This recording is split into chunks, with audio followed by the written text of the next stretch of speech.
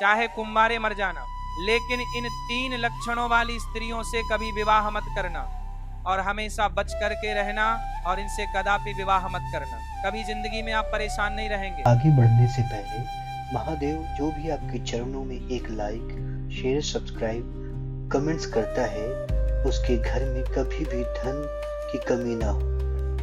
मैना कहने लगी, पिया जी ऐसा क्या समय बदल चुका है? तब तोता कहता है कि मैना रानी, समय इतना बदल गया है कि आजकल की स्त्रियां और आजकल की लड़कियां बहुत ही स्वार्थी बन चुकी हैं, क्योंकि स्त्रियां अपने स्वार्थ के लिए कुछ भी करने के लिए तैयार हो जाती हैं। जो काम उन्हें कदापि नहीं करना चाहिए वह स्वार्थ के प्रति स्त्रियां कर बैठती हैं। मैना कहती है कि पिया जी, मैं तुम्हारी बात से सहमत नहीं हूँ। स्त्रियां कैसे स्वार्थी हो सकती हैं? आप हमारी नारी जाति की बुराई कर रहे हैं। तोता कहता है, नहीं मैना, तुम हमारी बात पर विश्वास करो।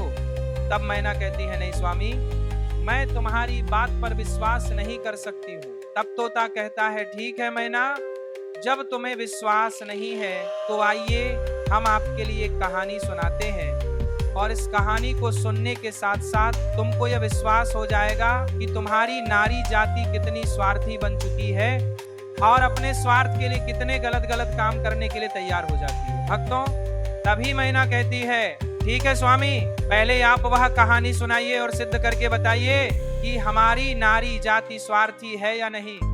भक्तों, तब तोता अपनी मैना रानी को वह कहानी सुनाता है। तोता कहता है, हे मैना, एक समय की बात है, किसी नगर में 3 दोस्त रहते थे। एक राजा का लड़का था जो राजकुमार था, एक बनिया का लड़का था और एक साहूकार का लड़का था। 3 दोस्त थे। तीनों में बहुत गहरी दोस्ती थी, क्योंकि वह तीनों साथ साथ पढ़े थे और साथ ही साथ बड़े भी हुए थे। राजा का जो लड़का था, जो राजकुमार था, उसकी शादी भी हो चुकी थी। भक्तों, एक दिन की बात है, तीनों दोस्त राजा के बगीचे में टहल रहे थे। तो राजकुमार, जो राजा का लड़का था, वो अपने दोस्तों से कहता, भाई कल चलते हैं और अपनी पत्नी को उसके मायके से बुला करके ले आते हैं, क्योंकि बहुत दिन हो चुके हैं और हमें अपनी पत्नी की बहुत याद आ रही है। इसीलिए कल ससुराल में चलते हैं और तुम हमारे साथ चलो और हम अपनी पत्नी को बुला लाएंगे। तब इन दोनों दोस्तों ने कहा, जो साहूकार का लड़का था और बनिया का लड़का था, इन दोनों ने बोला, भाई तुम तो अपने ससुराल में पहुंच जाओगे और ससुराल में ससुर जी के महल में आराम से सो गए, लेकिन हम कहाँ जाएंगे?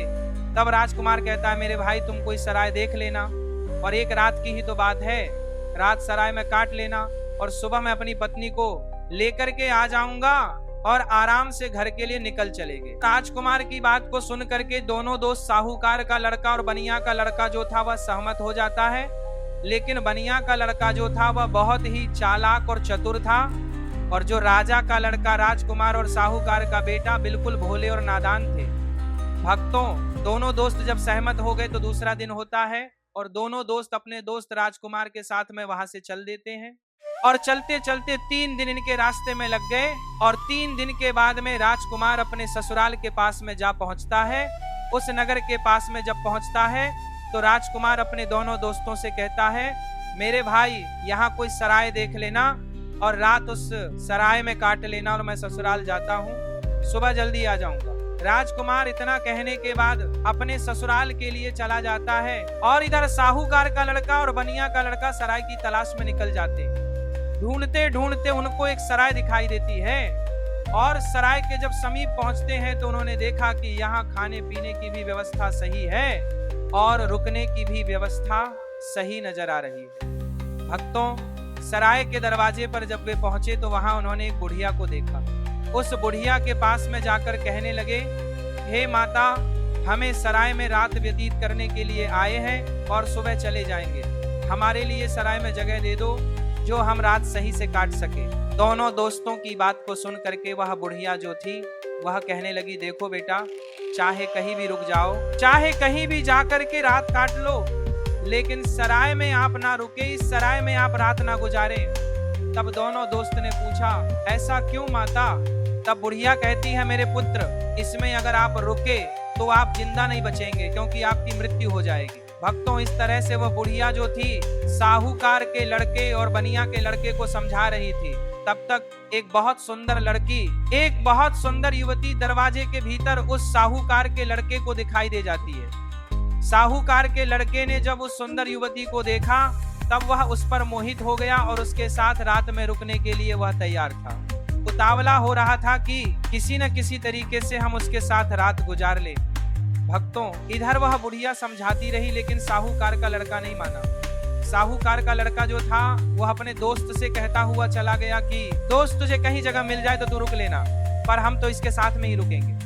भक्तों, इतना कहने के बाद में वह साहूकार का लड़का जो था उस सुंदर युवती के साथ में रुकने के लिए वह अंदर चला गया। और जो सराय में एक हॉल टाइप का रूम, यानी हॉल जैसा एक कमरा था, वह बहुत गहरा और लंबा था। उसमें वह सुंदर युवती के साथ में साहूकार का बेटा चला जाता है। भक्तों, इधर रात हो चुकी थी और सोने का भी वक्त कुछ समय में होने वाला था। इधर साहूकार का लड़का उस सुंदर युवती के साथ में सराय के अंदर चला गया, लेकिन बनिया का लड़का बाहर रह गया, जो बहुत ही चालाक था। वह चतुर था और समझदार था। बनिया का लड़के ने उसे रोका भी, लेकिन वह नहीं माना। अब भक्तों, बनिया का लड़का जो था वह बुढ़िया के पास फिर से पहुंचता है और कहता है, हे बूढ़ी माता, मैं आपकी बात को समझाने, आपने कहा कि सराय में जो रुकेगा उसकी मृत्यु हो जाएगी और वह सुबह जिंदा लौट करके नहीं आएगा। इसका क्या कारण है, बताने की कृपा करें। तब बुढ़िया कहती है, बेटा, तुम उसे रोक रहे थे लेकिन तुम्हारा दोस्त नहीं माना। मुझे डर है कि वह सुबह आपको जिंदा नहीं मिलेगा। बनिया का लड़का कहने लगा, वही तो मैं आपसे जानना चाहता हूँ, माता बात क्या है, खुल करके बताओ। तब बुढ़िया ने कहा, बेटा, ये जो सुंदर युवती आपके दोस्त ने देखी, जिसके साथ में वो अंदर चला गया, ये सुंदर युवती जो है ये एक वैश्य है और नागिन है। ये रात में अपना रूप बदल लेती है और जिसके साथ ये रात में रुकती है उसी को डस लेती है और उसको मार देती है। इसलिए हमको डर है, क्योंकि जो भी गया वह जिंदा लौट करके नहीं आया। बनिया का लड़का यह सुन करके घबरा गया और कहने लगा, हे बूढ़ी माता, हमें कोई रास्ता बताओ जिससे हम अपने दोस्त की जान बचा सके। तो बुढ़िया कहती है कि बेटा, मैं तुम्हें एक तलवार देती हूँ और अगर तुम उस नागिन का वध कर सको तभी तुम्हारा दोस्त बच पाएगा। बनिया का लड़का समझदार और चतुर था। वह तैयार हो गया और कहने लगा, माता लाइए तलवार, मैं अपने दोस्त की जान जरूर बचाऊंगा, चाहे हमारी जान ही क्यों ना चली जाए। बुढ़िया बनिया के लड़के को तलवार देती है और वह चुपके से सराय के अंदर घुस जाता है और जहां उसका दोस्त साहूकार का बेटा उस वैश्य के साथ में लेटा हुआ था, वहीं पास में एक कोने में जाकर के बैठ जाता है और इंतजार करने लगता है कि कब यह नागिन का रूप धारण करे और हम इसको मारें। आधी रात का समय होने वाला था और तभी वह सुंदर युवती जो नागिन थी वो अपना रूप बदलती है और जैसे ही साहूकार के लड़के को काटने वाली होती है तो उसका दोस्त बनिया तलवार लिए तो बैठा ही था, एकदम से उसने तलवार चलाई और नागिन का वध कर दिया और वह सुंदर युवती मर गई। इस तरीके से उसने अपने दोस्त की जान बचाई और उस मरी हुई नागिन को पलंग के नीचे रख दिया एवं छुपा दिया। इतना काम करने के बाद, अपने दोस्त की जान बचाने के बाद सराय से बाहर निकल आता है और जब बाहर निकल आया तो उसने क्या देखा कि एक सुंदर स्त्री जो है वह जंगल की तरफ जा रही है।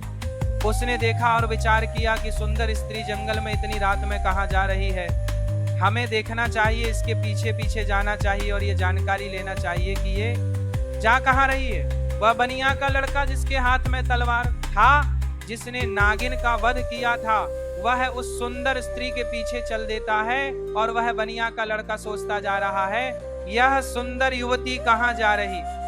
वह स्त्री चलती चली गई और जंगल में एक साधु का आश्रम था और वह स्त्री साधु के आश्रम पर पहुंच गई और जाकर के उसने साधु से मुलाकात की और वह सारा नजारा बनिया का लड़का दूर से ही देख रहा था। जब उसका जाने का समय हुआ तो साधु से मिलने के बाद फिर वो सुंदर स्त्री हाथ जोड़ करके कहने लगी, आज आपसे मेरी आखिरी मुलाकात है। साधु कहने लगा, वह क्यों? तो वह सुंदर स्त्री जवाब देती है, हमारे पति हमें लेने के लिए आए हैं और अभी हमारे घर पर ठहरे हुए हैं। कल मैं अपने पति के साथ ससुराल चली जाऊंगी, आज के बाद फिर मैं आपसे मिलने के लिए नहीं आ पाऊंगी। तब वह साधु कहने लगा, रोजाना तो हमारे पास आती थी, लेकिन अब हमें धोखा दे करके जा रही हो और कह रही हो कि अपने पति के साथ जा रही हो। तब वह सुंदर स्त्री जवाब देती है, हाँ, मेरा पति मेरे घर पर ठहरा हुआ है और कल मैं ससुराल चली जाऊंगी, हमें माफ करना, अब मैं आज के बाद तुम्हारे पास मिलने नहीं आऊंगी। उस सुंदर स्त्री के बात को सुनकर साधु को गुस्सा आ जाता है और साधु जो है गुस्सा में उसकी नाक काट देता है। और जब उसकी नाक कट जाती है तो उसे पीड़ा होती है और वह पीड़ा को सहन करती हुई चिल्लाती हुई अपने घर के लिए भाग खड़ी होती है। इधर भक्तों, वह बनिया का लड़का सारी बातें सुन रहा था और यह नजारा देख रहा था। उस बनिया के लड़के ने यह देखकर बहुत गुस्सा हो गया और उसने गुस्से में साधु को मार दिया और तुरंत वहां से चला जाता है। और आगे चल करके एक मंदिर था और उस मंदिर में जाकर के छिपकर भीतर बैठ गया। अब वो सोचता है कि हे प्रभु, इस दुनिया में हो क्या रहा है। अब इधर जो वह बनिया का लड़का मंदिर के अंदर बेचारा चुपचाप बैठा हुआ था, वहां पर कुछ चोर आते हैं और चोर मंदिर के बाहर से हाथ जोड़ करके कहते हैं, हे देवी माँ, हम चोरी करने के लिए जा रहे हैं और अगर ये हमारी चोरी आसानी से हो जाए और हम ना पकड़े गए तो कल हम तुम्हारे पास तुम्हारे लिए राजा की लड़की को लाएंगे और उसकी बलि चढ़ाएंगे। इतना कहने के बाद में वो चोर अपनी चोरी करने के लिए चले जाते हैं। और जो अंदर बनिया का लड़का बैठा था, उसने जब चोरों की बात को सुना तो उसके पैरों तले जमीन खिसक गई और वो कहता है, ये क्या है, यहाँ भी एक हत्या होने वाली है। हे प्रभु, यह हो क्या रहा है। भक्तों, वह बनिया का लड़का विचार करता है, चाहे कुछ भी हो जाए लेकिन मैं राजा की लड़की की हत्या नहीं होने दूंगा। ये सोच करके वह मंदिर में बैठा रहा। इधर भक्तों, क्या हुआ कि वह स्त्री जो थी जिसकी नाक साधु ने कटी थी, वह अपने घर पर पहुंची और उसने रोना धोना बंद किया। बाकी पीड़ा तो सता रही थी। उसने विचार किया, अगर सुबह लोग हमको देखेंगे तो पता नहीं ना जाने मेरे बारे में क्या कहेंगे। हमें शर्म से अपना सर नीचा झुकना पड़ेगा। क्यों ना हम अपने पति को फंसा दें और ये कह दे कि हमारे पति ने मेरी नाक काट ली। तो वही हुआ, सवेरा होने वाला था और जैसे ही थोड़ा प्रकाश होने को था तभी वो चिल्लाने लगी और कहने लगी कि देखिए देखिए, हमारे पति ने हमारी नाक काट ली। भक्तों, घर वाले जो थे वो एकदम से भाग करके आते हैं और उसके पति को बंदी बना लेते हैं। जो वो राजकुमार था, जो राजा का लड़का था, उसको पकड़ लेते हैं और पकड़ करके वहां से राजा के सामने पेश कर देते हैं। राजा वो सारा वृतांत जान करके उसको जेल में डाल देता है। इधर पूरा दिन व्यतीत हो गया। उसका दोस्त जो बनिया था, उसने पूरा दिन इधर उधर बैठ करके काट लिया और जब रात हो गई तब उसी मंदिर में जाकर के वे छुप करके बैठ गया, क्योंकि उसे मालूम था कि यह चोर राजा की लड़की को पकड़ करके जरूर लाएंगे, उसकी हत्या जरूर करेंगे, लेकिन मैं उसकी हत्या नहीं होने दूंगा।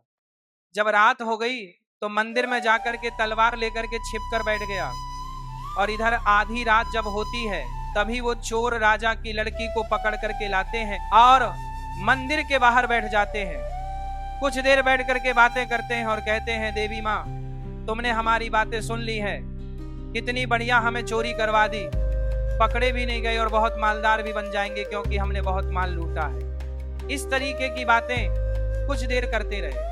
फिर उनमें से एक बोला, देख भाई, अब उस लड़की को जल्दी ले जा और देवी माँ के सामने उसका सर काट देना और उसकी बलि चढ़ा देना। तो भक्तों, उन चोरों में से एक चोर जो था वह राजा के लड़की को पकड़ करके अंदर मंदिर में प्रवेश करता है और देवी माँ की जहाँ पर मूर्ति थी वहां पर ले जाता है और उसे लड़की का सर काटने के लिए जैसे ही वो चोर जाता है तो बनिया का लड़का तो वहां तैयार ही बैठा हुआ था और वह चोर राजा के लड़की का सर नहीं काट पाया, क्योंकि उससे पहले ही बनिया के लड़के ने उस चोर को मार दिया और चोर को मार करके उसकी लाश को एक बगल में रख दिया।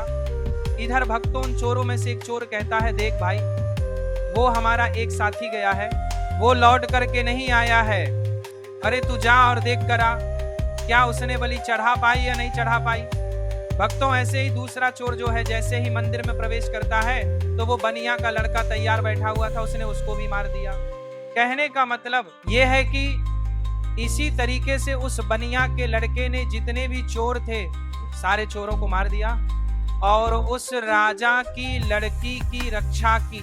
जब सारे चोरों को मार देता है तब वो लड़की निर्भय हो जाती है और उसके बाद में वह बनिया का लड़का राजा की लड़की से कहता है कि चलो हम तुम्हारे घर तक तुम्हें छोड़ देते हैं।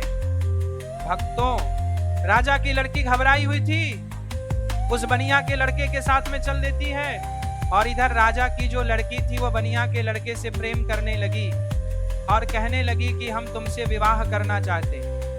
भक्तों, बातों ही बातों में वो लोग राजा के घर तक पहुंच गए और घर के दरवाजे पर जैसे ही पहुंचा तो बनिया का लड़का ने मना कर दिया, नहीं, मैंने तुम्हारी रक्षा की है, इसका मतलब ये नहीं है कि मैं तुमसे विवाह करूं, मैं ऐसा कदापि नहीं कर सकता। राजा की लड़की को गुस्सा आ गया और कहने लगी, अगर आप हमारे साथ शादी नहीं करेंगे तो मैं आपको जेल में डलवा दूं।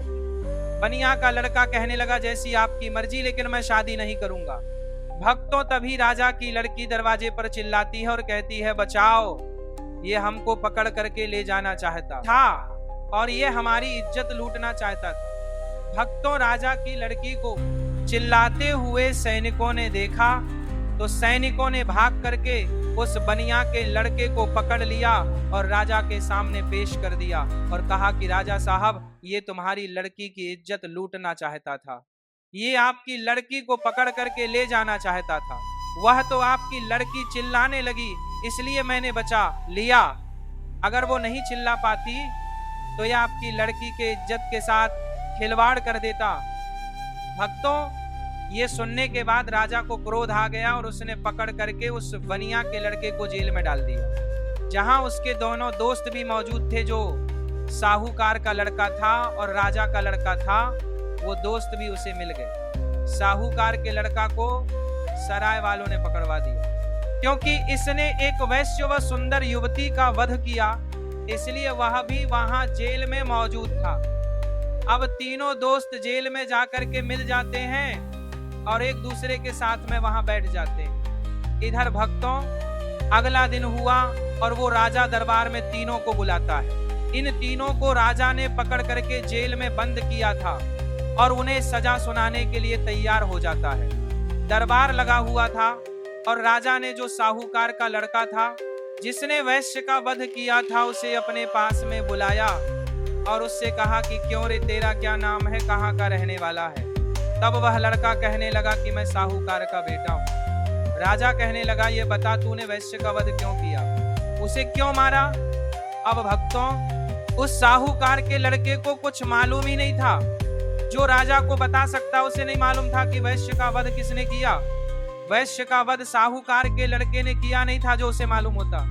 राजा ने फिर पूछा, चुपचाप क्यों खड़ा है, बता कि तूने वैश्य का वध क्यों किया। भक्तों, तब वो साहूकार का लड़का तो नहीं बोल पाया, लेकिन जो बनिया का लड़का था वो कहने लगा, महाराज क्षमा चाहता हूं, जो बीच में हमको बोलना पड़ रहा है, इसे कुछ मालूम नहीं है, इसने वैश्य का वध नहीं किया, क्योंकि वैश्य का वध मैंने किया है। राजा कहने लगा, तो बता तूने क्यों किया, बात क्या है।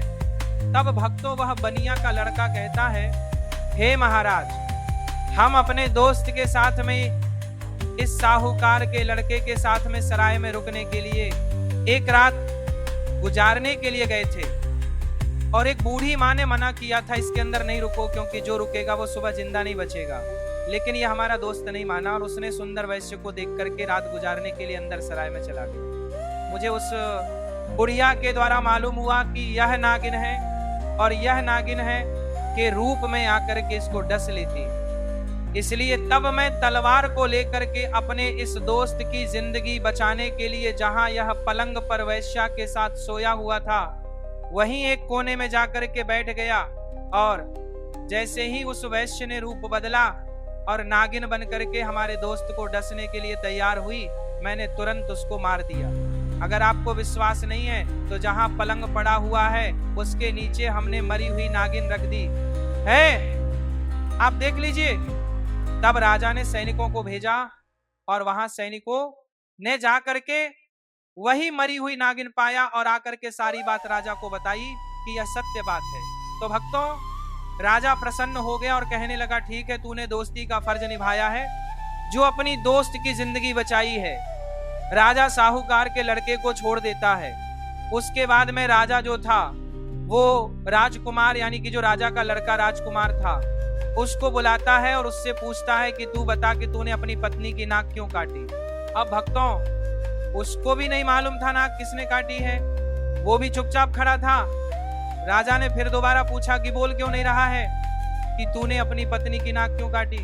तब भक्तों वो बनिया का लड़का फिर से हाथ जोड़ करके कहने लगा कि महाराज क्षमा करें, इसको भी नहीं मालूम इसने अपनी पत्नी की नाक नहीं काटी है। नाक किसने काटी है वो सारा वृतांत मैं आपको सुनाता हूँ।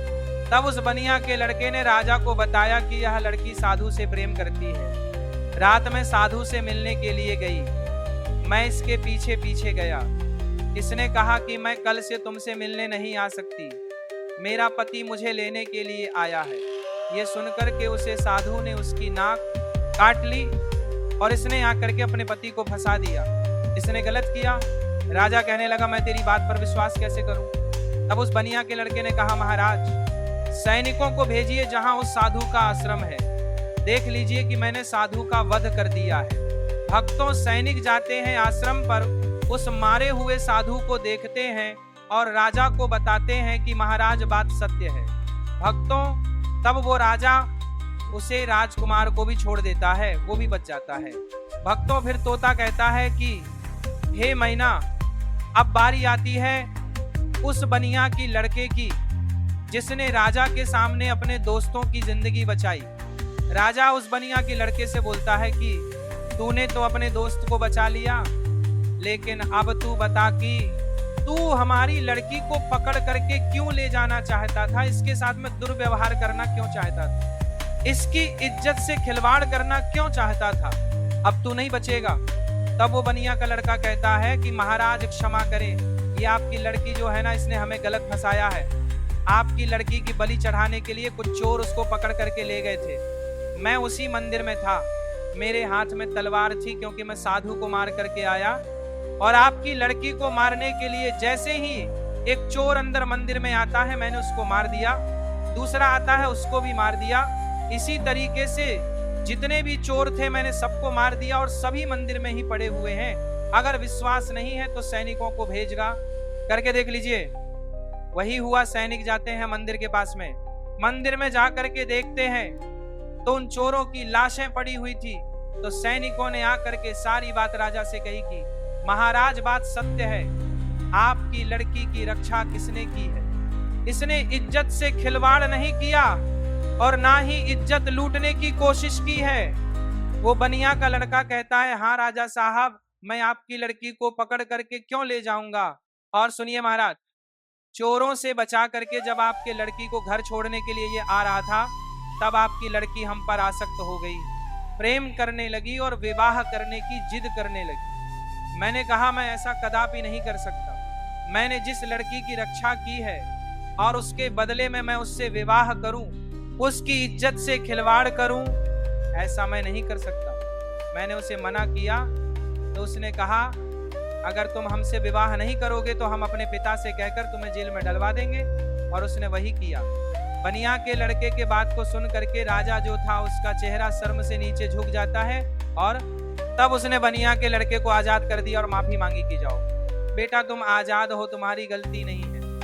इस तरीके से वो बनिया का लड़का जो था अपने दोनों दोस्तों को बचा लेता है और खुद भी बच जाता है, और तीनों दोस्त हंसते हंसते अपने नगर में चले आते हैं और आराम से फिर वही रहने लगते हैं। तो दोस्तों, अब वो तोता कहता है कि हे मैना देख लिया, इस तरीके से नारी जात स्वार्थी बन चुकी है और अपने स्वार्थ के लिए गलत से गलत काम के लिए तैयार हो जाती है। अब उसे गलत काम के लिए चाहे कुछ भी करना पड़े, चाहे कितने भी कष्ट झेलने पड़े, चाहे किसी के भी जिंदगी से खिलवाड़ क्यों ना करना पड़े, लेकिन ऐसी स्त्रियां नहीं मानती हैं।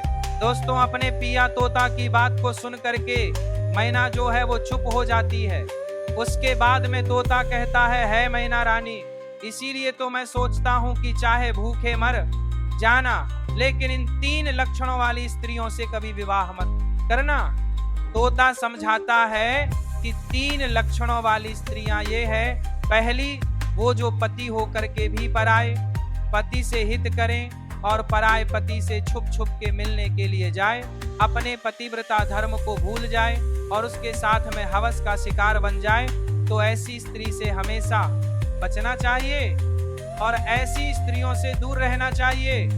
और दूसरी स्त्री वो है जो एक स्त्री तो है लेकिन वेश्यावृत्ति की तरह जिंदगी गुजार रही है, नागिन की तरह रह रही है। अब उसे अपने हवस की इच्छा पूर्ति के लिए चाहे अपने पति का ही कत्ल क्यों ना करना पड़े, लेकिन वो कर बैठती है और नागिन की तरह अपने पति को डस करके उसे मार डालती है। तो ऐसी वेश्यावृत्ति के लक्षण वाली जो स्त्रियां हैं, इनसे दूर रहना चाहिए, इनसे कदापि विवाह करने की इच्छा नहीं रखना चाहिए।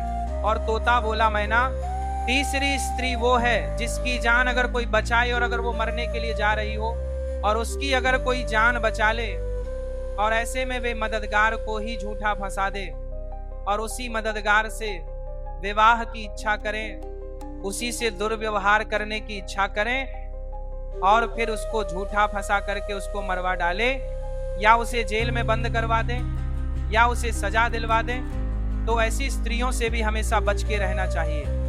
इनका कोई भरोसा नहीं है कि किस वक्त तुम्हारी जिंदगी को ले बैठे। तो दोस्तों, मेरे कहने का तात्पर्य यह है कि यह कहानी हमें यही सिखाती है कि चाहे जीवन में कुंवार मर जाना, लेकिन इन 3 लक्षणों वाली लड़कियों से हमेशा दूर रहना, बच कर के रहना। कभी जिंदगी में फंसोगे नहीं और कभी जिंदगी में दुखी नहीं रहोगे और तुम्हें कभी भी जिंदगी में रोना भी नहीं पड़ेगा और पछताना भी नहीं पड़ेगा। तो भक्तों, इसी उद्देश्य के साथ ये कथा समाप्त होती है। राधे राधे।